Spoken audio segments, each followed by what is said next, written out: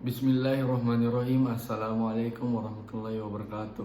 Perkenalkan, nama saya Muhammad Syawal dari kelas pengantar ilmu pertanian D NIM G0212011172. Saya akan mempresentasikan materi 11, yaitu tata niaga pertanian. Yang pertama, pengertian tata niaga. Tata niaga adalah sebuah kegiatan yang bertujuan untuk memperlancar arus barang dan jasa dari produsen ke konsumen secara paling efisien dengan maksud untuk mencapai permintaan yang efektif. Sistem tata niaga dianggap efisien apabila memenuhi dua syarat. Yang pertama, mampu menyampaikan hasil-hasil dari petani, produsen kepada konsumen dengan biaya semurah-murahnya. Yang kedua, mampu mengadakan pembagian yang adil dari keseluruhan harga yang dibayar konsumen terakhir kepada semua pihak yang ikut serta di dalam kegiatan produksi dan tata niaga barang itu. Fungsi dan peranan tata niaga. Fungsi-fungsi pertukaran. Semua tindakan untuk memperlancar pemindahan hak milik atas barang dan jasa disebut fungsi pertukaran.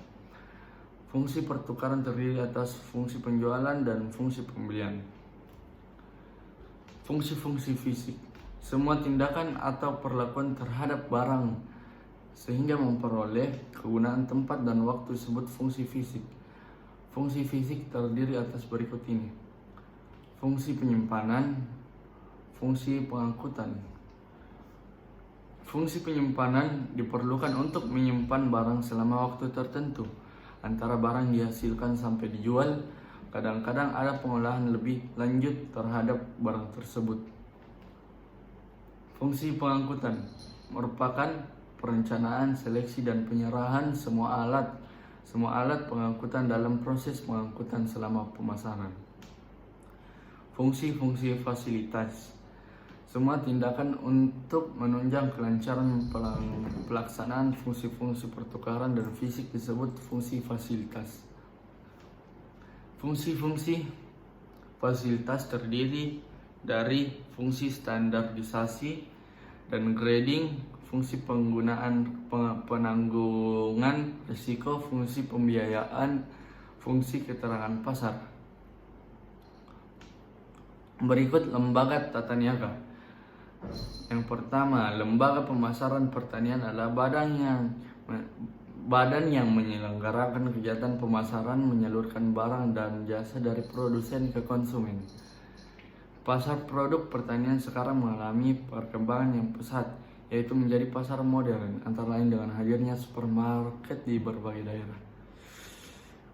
Petani pada umumnya menghadapi struktur pasar yang oligopolistik dalam pembelian sarana produksi. Di sisi lain, petani menghadapi struktur pasar hasil pertanian yang oligopsoni. Kondisi ini relatif tidak menguntungkan bagi petani dan keuntungannya dinikmati lebih banyak pedagang. Berikutnya pasar.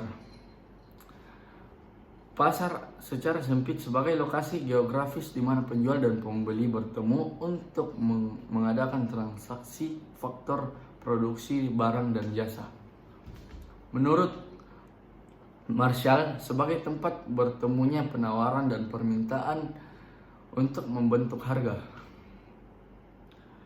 Berikut jenis-jenis pasar. Pertama, jenis pasar menurut bentuk kegiatannya, nyata dan abstrak. Kedua, jenis pasar menurut cara transaksinya, tradisional dan modern. Ketiga, jenis-jenis pasar menurut jenis barangnya.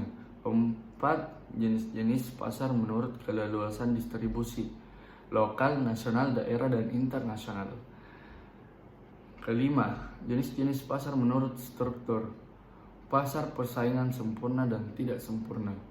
Sekian dari saya. Assalamualaikum warahmatullahi wabarakatuh.